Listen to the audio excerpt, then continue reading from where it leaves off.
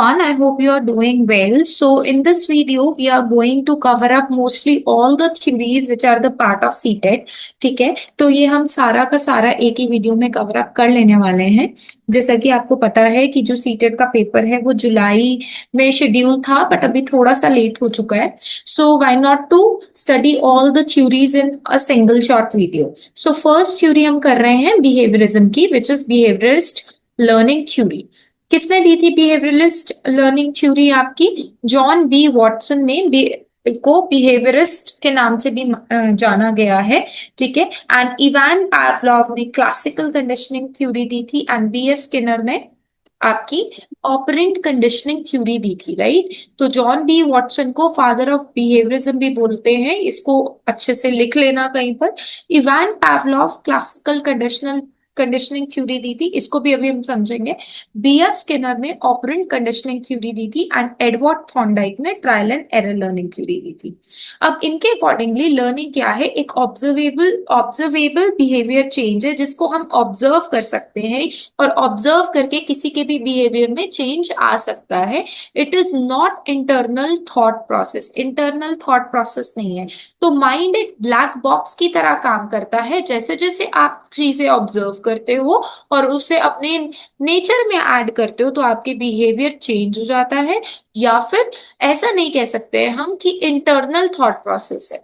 Learning हमेशा एक stimuli से होती है। आपने कुछ अच्छा देखा, वो आपके लिए स्टिमुलस की तरह काम करेगा, और फिर आप उसके अगेंस्ट क्या करेंगे? रिस्पॉन्ड करेंगे। राइट, सो फर्स्ट हम पढ़ रहे हैं क्लासिकल कंडीशनिंग थ्योरी। किसने दी थी? इवान पावलोव ने। इवान पावलोव का कहना था कि इनवॉलेंट्री लर्निंग, इनवॉलेंट्री मतलब जब आप ना चाहते हुए भी कुछ लर्न कर रहे हैं। ठीक है, आपने सोचा नहीं था कि आपकी लर्निंग हो जाएगी। ठीक है, तो ना चाहते हुए भी जो लर्निंग हो रही है, it is involuntary learning through stimulus association. So stimulus की वजह से इनवॉलेंट्री लर्निंग हो रही है। यहाँ पर जो अनकंडीशनल स्टिमुलस है वो फूड है। जो यहाँ पे कंडीशन कर दिया है बेल, अभी मैं आपको बताती हूँ नेक्स्ट पेज पर कि ये जो फूड, बेल और सलाइवेशन किस तरीके से काम करता है। Dog salivated to a bell after repeated pairing with the food. Dog के मुंह में पानी आया जब उसको कंडीशन कर दिया कि जब बेल बजाई गई, तब बेल के साथ साथ खाना भी दिया गया, तब उसके मुंह में पानी आया, यानी सलाइवा आया। तो इसका मतलब उसके अकॉर्डिंगली, डॉग के अकॉर्डिंगली क्या था रिस्पॉन्स? अगर आप यहाँ देखें, राइट, कंडीशनिंग से पहले यहाँ पे फूड रखा गया, ये एक अनकंडीशनल स्टिमुलस था, तो उसके मुंह में पानी आया। जब क्या हुआ? जब एक घंटी बजी, सिर्फ और सिर्फ एक बेल बजी, तो कोई भी रिस्पॉन्स नहीं हुआ। राइट, क्योंकि उसको लग रहा था कि घंटी बजने से थोड़ी फूड आ रहा है। ठीक है, तो ये कंडीशनिंग से पहले हुआ। अब क्या हुआ? अब आपने इसकी कंडीशनिंग कर दी, जब जब बेल बज रही थी तब तक फूड भी आ रहा था। ठीक है, तो उसके बिहेवियर में चेंज आ गया कि हाँ, जब घंटी बजेगी इसका मतलब अब फूड तो मिलेगा ही मिलेगा।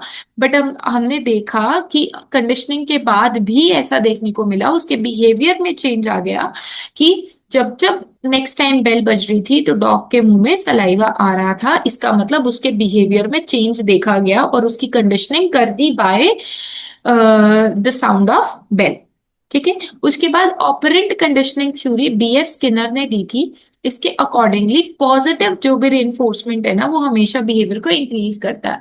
आपने कह दिया कि मैं तुम्हें एक चॉकलेट दूंगा, या फिर मैं तुम्हारे लिए ये कर दूंगा, तो आप क्या करेंगे? आप उस बिहेवियर को अच्छा कर देंगे। या लेट सपोज कि आपकी सैलरी हाइक हो गया, राइट, तो उससे क्या होगा? उससे भी वो एक पॉजिटिव रीइंफोर्समेंट है। बट नेगेटिव रीइंफोर्समेंट हमेशा आपके बिहेवियर को कम कर देगा। ठीक है, नेगेटिव रीइंफोर्समेंट क्या हो सकता है कि आपकी सैलरी में कमी हो गई या प्रमोशन नहीं मिला, right. So that is a negative reinforcement. बच्चों के लिए क्या हो सकता है कि कोई पनिशमेंट हो सकती है। सो पॉजिटिव रीइंफोर्समेंट से हमेशा प्लीजेंट कुछ होगा बच्चे के लिए या फिर किसी के लिए भी, ठीक है, मतलब उसे अच्छा फील होगा। और नेगेटिव रिइंफोर्समेंट में हम रिमूव करेंगे समथिंग विच इज अनप्लेजेंट।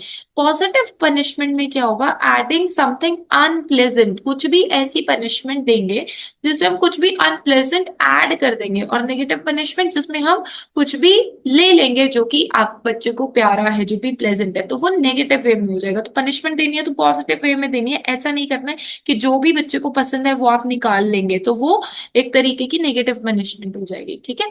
तो आप ऐसा कुछ ऐड करेंगे जो बच्चे को नहीं करना है, बट ऐसा नहीं करेंगे कि जो उसके पास है वो भी आपने उससे ले लिया, right. So trial and error theory, next is trial and error learning. Edward Thorndike ने दी थी, उसका कहना था कि लर्निंग होती है जब बच्चा बार बार रिपीटेड अटेम्प्ट करता है, ठीक है। लॉज में पहला लॉ है law of effect, satisfy outcomes and strengthen the behaviour. जब जब आउटकम्स आ रहे हैं, ठीक है, तो वो उसके बिहेवियर को और क्या करता है, मजबूत कर रहा है। जैसे मैथ्स के क्वेश्चंस है, आप बार बार उसको कर रहे हैं और आपके क्वेश्चन सही आ रहे हैं, तो आपका बिहेवियर क्या होगा कि और क्वेश्चंस करने। लॉ ऑफ रेडीनेस, अगर बच्चा रेडी है, लर्नर रेडी है, तो भी क्या होगा, लर्निंग बहुत अच्छी होगी। और लॉ ऑफ एक्सरसाइज, प्रैक्टिस, जितनी प्रैक्टिस करेंगे उतनी ज्यादा कनेक्शंस इंक्रीज होंगे, ठीक है। नेक्स्ट है cognitivism which is cognitive development theory. Jean पियाजे ने दी थी कॉग्निटिव डेवलपमेंट थ्योरी। इनके accordingly children actively construct knowledge, बच्चा अपनी नॉलेज खुद कंस्ट्रक्ट करता है through interaction with their environment, ऐसा एज्यूम किया था इन्होंने। और उनके अकॉर्डिंगली लर्निंग स्टेजेस में होती है। उनके कुछ की कॉन्सेप्ट थे, स्कीमा, कई बार ना क्वेश्चन डायरेक्ट आ जाता है कि स्कीमा किसने दिया था। मेंटल मॉडल और फ्रेमवर्क, जो भी आइडिया बच्चे ने अपने माइंड में बना लिया, that is schema. For example, गाय के चार पैर है तो लायन के भी चार पैर है, ऐसा हो सकता है कि वो गाय को लायन बोल दे या लायन को गाय बोल दे, तो वो एक तरीके का मेंटल मॉडल जो बच्चे ने आइडिया बना लिया। एसिमिलेशन, जब कोई भी इंफॉर्मेशन वो अपनी एग्जिस्टिंग स्कीमाज में डाल रहा है। जैसे अगर मैं बोलूं मैमल्स, ठीक है, तो मैमल्स क्या होता है, मैमल्स के अंदर हम ये बोल सकते हैं कि वो अपने बच्चों को फीड करते हैं, राइट। बट जरूरी नहीं है कि अगर हम यहाँ पर कोई और एनिमल का नाम डाल दे, कोई और, लेट सपोज अगर हम व्हेल डाल दें, ठीक है, तो वो भी क्या है, वो अपनी एग्जिस्टिंग स्कीमा क्या था, मैमल फीड करते हैं अपने बच्चे को, अपने बच्चे को मिल्क प्रोड्यूस करते हैं, तो व्हेल भी उन्हीं कैटेगरी में आएगी। बट अगर उसमें थोड़ा सा भी कुछ भी चेंजेस होगा, अगर आपको स्कीमास थोड़े से चेंज करने पड़े, ठीक है, जैसे कि जितने भी मैमल्स होते हैं वो यंग वंस देते हैं, ठीक है, यानी अंडे पैदा नहीं करते, यंग वंस पैदा करते हैं। बट उसी के अंदर कुछ ऐसे मैमल्स भी हैं जैसे प्लैटिपस, ठीक है, ये एक्सेप्शन केस है, राइट। तो उसमें अगर आपको अपने स्कीमास को मॉडिफाई करना है तो वो दैट इज अकोमोडेशन। और जब दोनों में बैलेंस बन गया, that is your equilibration, right. Then comes to four stages of development, right. तो अगर आप यहाँ फोर स्टेजेस ऑफ डेवलपमेंट देखें, पियाजे की जो फोर स्टेजेस ऑफ डेवलपमेंट है, 0 to 2 year old, pre operational जो रहेगी वो 2 to 7, concrete operational 7 to 11, formal operation 12 year up to, ठीक है। Motor activity without use of symbol, मतलब सिंबल्स के बिना ही वो अपने हाथ पैर से ज्यादा एक्टिव रहेगा। लैंग्वेज की डेवलपमेंट, मेमोरी की डेवलपमेंट यहाँ हो जाएगी। More logical and methodical manipulation of symbols बच्चा यहाँ करेगा। और सिंबल्स को एब्स्ट्रैक्ट कॉन्सेप्ट को समझना, यहाँ इसको थोड़ा और डिटेल में समझते हैं। देखो, अगर हम पियाजे की थ्योरी देखें, मैंने आपको एक ट्रिक दी थी शॉर्ट्स वीडियो में, एसपी इन कमांडो फोर्स, ठीक है, ऐसे याद कर लेना, एसपी इन कमांडो फोर्स। तो 0 to 2 years में बच्चा सेंसेस से लर्न करता है, ऑब्जेक्ट परमानेंस, उसको ऑब्जेक्ट्स को जानना, knowing object exist even when out of site, उसको पता होता है कि मुझे ये चीज चाहिए, तो ऑब्जेक्ट की परमानेंस उसके दिमाग में छप जाती है। प्री ऑपरेशनल स्टेज की अगर हम बात करें, 2 to 7 years में बच्चा प्री ऑपरेशनल स्टेज में रहता है। Symbolic thinking, ego centrism, selfish होना, कंजर्वेशन, उसे नहीं पता है, जैसे लेट सपोज एक गिलास में पानी भर दिया, वो ही गिलास थोड़ा ऐसा था, ठीक है, अगर मैं ऐसे से गिलास में, मतलब नीचे से नैरो और ऊपर से थोड़ा ब्रॉड, इसमें डाल दूं तो दोनों में इक्वल पानी आ रहा है, तो ये चीज बच्चा नहीं समझ पाएगा, इसे बोलते हैं कंजर्वेशन। लैंग्वेज डेवलपमेंट शुरू होनी शुरू होएगी, कॉन्क्रीट ऑपरेशनल स्टेज में लॉजिकल थिंकिंग होगी, कॉन्क्रीट ऑब्जेक्ट्स की लॉजिकल थिंकिंग, और अब ये कंजर्वेशन वाला कॉन्सेप्ट बच्चा समझ जाएगा। क्लासिफाई करना, रिवर्सिबिलिटी, ये सब चीजें बच्चे को समझ में आ जाएंगी। Then comes to formal operational stage, इसके अंदर बच्चा और भी लॉजिकल, हाइपोथेटिकल, मुश्किल चीजों को, एब्स्ट्रैक्ट चीजों को रीजनिंग देना, ये जब समझ जाएगा, मेटाकॉग्निशन को समझ जाएगा, right. Then comes to constructivism, social constructivism की थ्योरी दी थी साइकोलॉजिस्ट लेव विगोस्की की।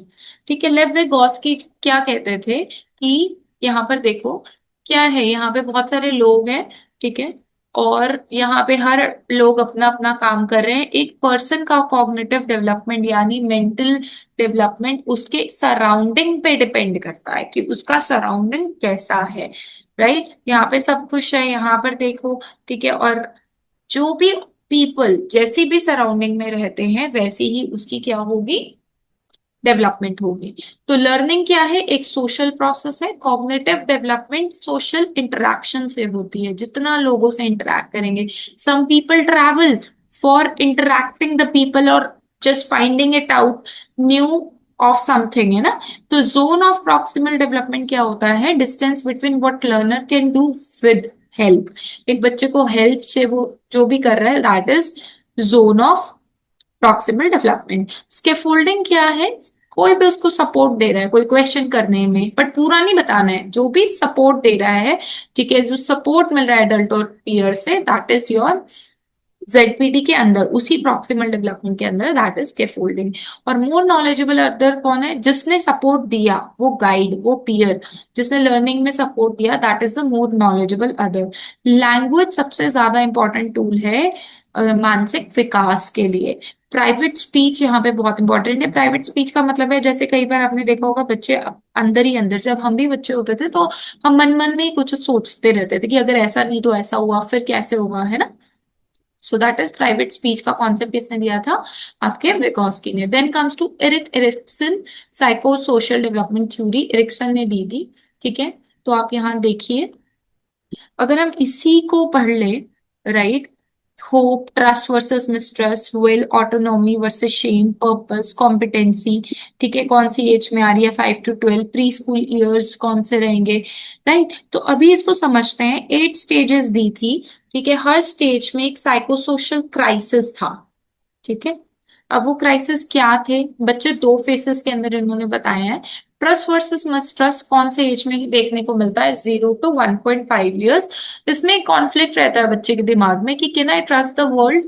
तो पॉजिटिव है ट्रस्ट, सिक्योरिटी, और नेगेटिव है उसको डर भी लगा रहता है, फियर भी है, ठीक है, गलत ना हो जाए, राइट। जैसे बचपन में बोलते हैं ना कि आपको किसी और के साथ नहीं जाना है, तो ठीक है, जब आपके मदर आएंगे तभी आपको जाना है, तो एक नेगेटिव आउटकम भी इसके साथ जुड़ा हुआ है। Autonomy versus shame and doubt. अब can I do the things myself, बच्चे को हर चीज होती है कि मुझे खुद से करनी है, इंडिपेंडेंट होना है, कॉन्फिडेंस रहना है, कॉन्फिडेंट रहना है। तो इसमें अगर वो नहीं कर पाया तो शेम भी आ सकती है, डाउट भी वो बच्चा करता है।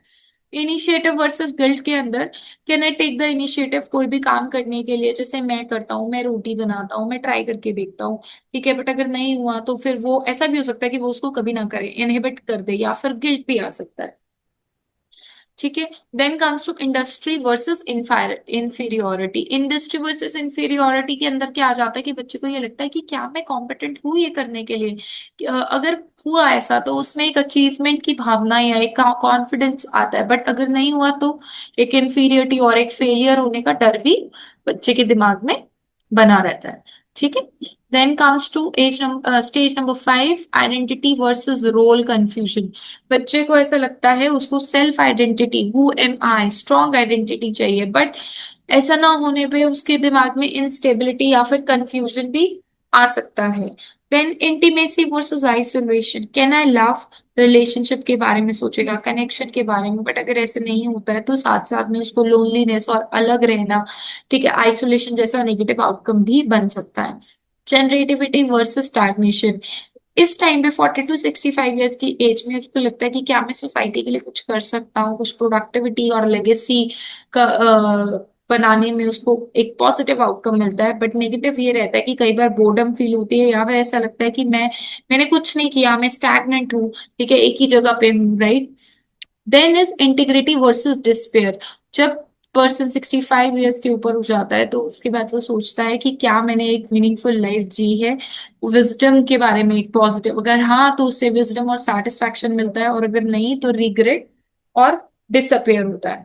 ह्यूमनिज्म की अगर हम बात करें तो ह्यूमनिस्टिक लर्निंग थ्योरी किसने दी थी? अब्राहम मैस्लो ने दी थी और कार्ल रोजर्स ने दी थी, राइट। कार्ल्स रोजर ने दी थी। उसके बाद इन्होंने बताया है कि अगर आप इसको देखें, राइट, अगर आप इस पूरे टेबल को देखें, इसके अंदर self actualization, esteem, love, belonging, safety और फिजियोलॉजिकल फिजियोलॉजिकल जो आपका स्टेप है, ये फर्स्ट है। सेफ्टी आपका सेकंड स्टेप है। थर्ड स्टेप आपका लव एंड बिलोंगिंग है। फोर्थ स्टीम है। और फिफ्थ आपकी सेल्फ एक्चुअलाइजेशन है, राइट। तो अब्राहम मैस्लो ने क्या किया ना, अब्राहम मैस्लो ने, जो कि सोशल साइकोलॉजिस्ट थे, उन्होंने स्टडी किया एक पॉजिटिव ह्यूमन क्वालिटी को स्टडी किया and the lives of exemplary people in 1954. Maslow created hierarchy of human needs and expressed his theory in his book Motivation and Personality. Then अगर हम यहाँ पे assumptions देखें तो मैस्लो के अकॉर्डिंगली सबसे पहले जो पर्सन की नीड होती है वो होती है फिजियो फिजियोलॉजिकल। कौन सी नीड होती है? फिजियोलॉजिकल। देन जो सेकंड नीड है that is safety. Second second need है हमारी सेफ्टी। एंड जो थर्ड नीड है that is love and belongings, right. Third need है हमारी third love and belongings. Fourth है स्टीम, राइट। एंड फिफ्थ है सेल्फ एक्चुअलाइजेशन। इसको हम और डिटेल में करते हैं। So every human has a potential for growth and actualization. Her human के पास एक पोटेंशियल है अपनी ग्रोथ का, राइट। एंड अगर हम देखा जाए कि हर ह्यूमन एबल है, राइट, अगर आप इसको देखो समझो तो वो ये कहना चाहता है कि हर ह्यूमन जो है वो, उसके अंदर ये चीज इंटरनली है कि वो कुछ ना कुछ कर सकता है, वो लायक है, आप ये बोल सकते हो, ठीक है। और वो सेल्फ एक्चुअलाइजेशन मतलब फिजियोलॉजिकल से सेल्फ एक्चुअलाइजेशन तक बढ़ता है। अब कैसे बढ़ेगा वो, इसको समझते हैं। तो अब्राहम मैस्लो की जो थ्योरी थी उसने क्या कहा, ये ह्यूमन की क्वालिटीज, अगर हम पहले देखें, ह्यूमन की पहली नीड क्या है? फिजियोलॉजिकल। वो चाहता है कि उसको फूड वाटर ये सब मिले, ठीक है। सेफ्टी नीड्स में सिक्योरिटी मिले, प्रोटेक्शन, क्योंकि सबसे पहले तो बेसिक नीड्स आ गई ना। थर्ड में लव एंड बिलोंगिंगनेस, फिर वो चाहता है कि उसकी फ्रेंडशिप हो, फैमिली हो। स्टीम नीड्स में रिस्पेक्ट, रिकॉग्निशन, कि वो चाहते हैं मुझे रिस्पेक्ट मिले, मुझे लोग रिकॉग्नाइज करे। सेल्फ एक्चुअलाइजेशन तब होती है जब वो अपने पोटेंशियल को फुलफिल कर लेता है। अब हम दोबारा से इसको देखते हैं। अब देखिए इसको, फिजियोलॉजिकल में breathing, food, water, sex, sleep, homeostasis, body का टेम्परेचर कंट्रोल करना, एक्सक्रीशन, वेस्ट रिलीज करना, ये सबसे इंपॉर्टेंट है, ये हमारी बॉडी को करना ही करना है, इसलिए सबसे ज्यादा पार्ट इसको दिया गया है, ठीक है। फिर उसके बाद सेफ्टी के लिए चाहिए सिक्योरिटी ऑफ बॉडी, एम्प्लॉयमेंट हो, पैसा हो, फैमिली की health, property, right. Then a person thinks of about friendship, sexual intimacy, love, belongings, right. फिर वो चाहता है कि मेरी रिस्पेक्ट भी हो समाज में। Then finally morality, creativity, spontaneity, problem solving, lack of prejudice, ठीक है, कि अगर उसको लग रहा है कि कुछ जस्टिस नहीं हो रहा है, फैक्ट्स को एक्सेप्ट करना शुरू कर देता है। तो बेसिकली इस तरीके से अब्राहम मैस्लो ने कहा इट्स अ हायरार्की। हायरार्की मतलब एक तरीके से सीढ़ी है, ठीक है। देन इज कार्ल रोजर्स ने कहा कि promoted unconditional positive regard and empathy. Teacher को एक फैसिलिटेटर की तरह काम करना चाहिए, ना कि अथॉरिटी की तरह। फैसिलिटेट करना चाहिए, उन चीजें प्रोवाइड करनी चाहिए, बट काम बच्चे ही करेंगे, ठीक है। प्रॉब्लम सॉल्विंग बच्चों ने ही करनी है। Then comes to social learning theory. Social learning theory किसने दी थी? एल्बर्ट बेंडूरा ने। इसके 4 प्रिंसिपल्स याद रखना, attention, retention, production and motivation, ठीक है। और उसके अकॉर्डिंगली भी जो लर्निंग होती है वो लोगों को ऑब्जर्व करने से होती है।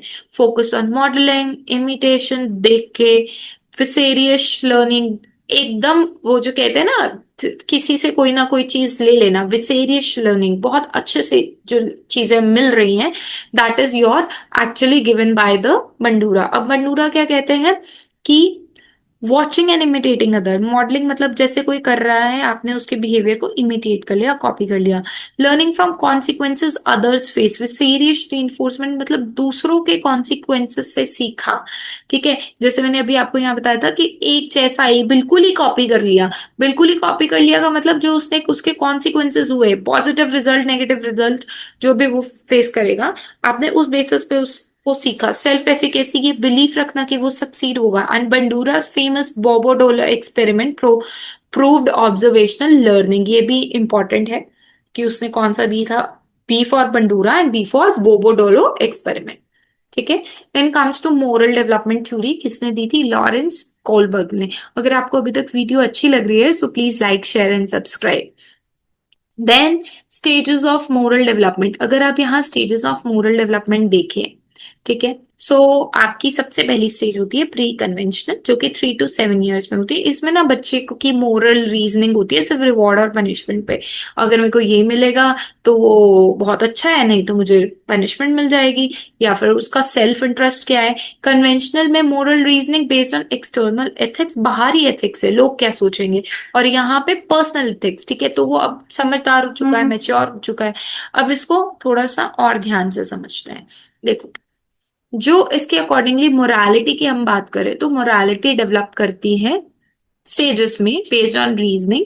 पहला है ऑबिडेंस, फर्स्ट लेवल है pre conventional, obedience and punishment.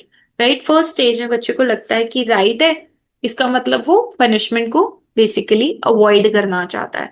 ठीक है, तो वो ऑबिडेंट होगा क्योंकि he wants to avoid punishment. या फिर इंडिविजुअलिज्म एंड एक्सचेंज, ये भी फर्स्ट लेवल का ही पार्ट है, सेकेंड स्टेज है। राइट, राइट है तो उसका खुद का कोई ना कोई बेनिफिट होगा। देन सेकेंड लेवल आता है हमारा कन्वेंशनल, इसके भी दो पार्ट्स हैं, गुड इंटरपर्सनल रिलेशनशिप रहता है इसके अंदर।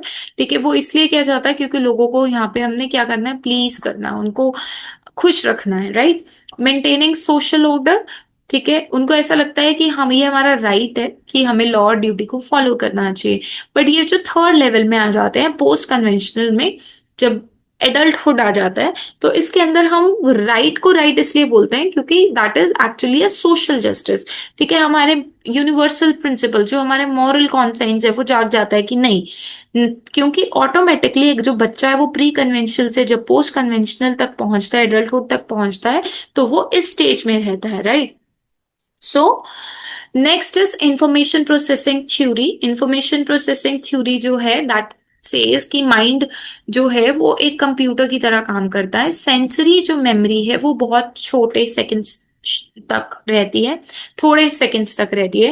Right, short term memory working memory होती है जो स्टोर करती है 7 आइटम्स फॉर 30 सेकेंड्स। 30 सेकेंड्स में जो भी आपने सोचा है उसमें से आपको सिर्फ 7 ही चीजें ध्यान रहती हैं। और long term memory permanent storage रहती है, इसके अंदर आप attention, encoding, retrieval and metacognition जैसे कॉन्सेप्ट्स को भी पढ़ते हैं। Basically right now this is not important, so let's come to the next topic which is ecological system theory given by Yuri Bronfenbrenner. Core idea था इसका कि child development influence होता है अगेन इन्वायरमेंट से। बहुत सारे मल्टीपल एनवायरमेंट बच्चे की डेवलपमेंट को क्या करते हैं, इन्फ्लुएंस करते हैं। तो 5 सिस्टम याद करने की जरूरत है, micro system, meso system, eco exo system, macro system and chrono system. ठीक है, अंदर से बाहर, ऐसे अंदर से बाहर की तरफ आ रहे हैं।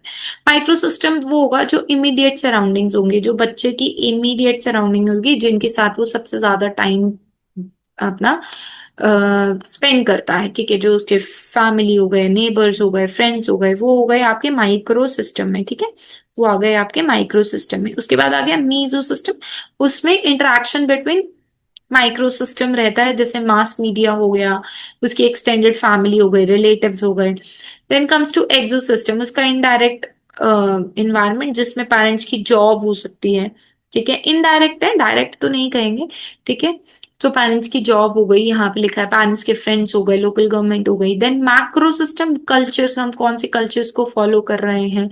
राइट, एंड क्या क्या लॉज हैं, राइट। तो ये आ गया आपका मैक्रो सिस्टम में। और finally Chrono system, time time based influences, जैसे कोई पैंडमिक आ गया, उसने इन्फ्लुएंस कर दिया कि भाई जैसे अब आप किसी को भी देखते हो कफिंग करते हुए, तो you will say that use mask, ठीक है। So this is all about the theories, all seated theories. So if you want more such videos and if you find this video productive, do like, share and subscribe. And if you really need the PDF of this, so these notes are paid, so you can also comment down for the PDF notes. Thank you so much for watching.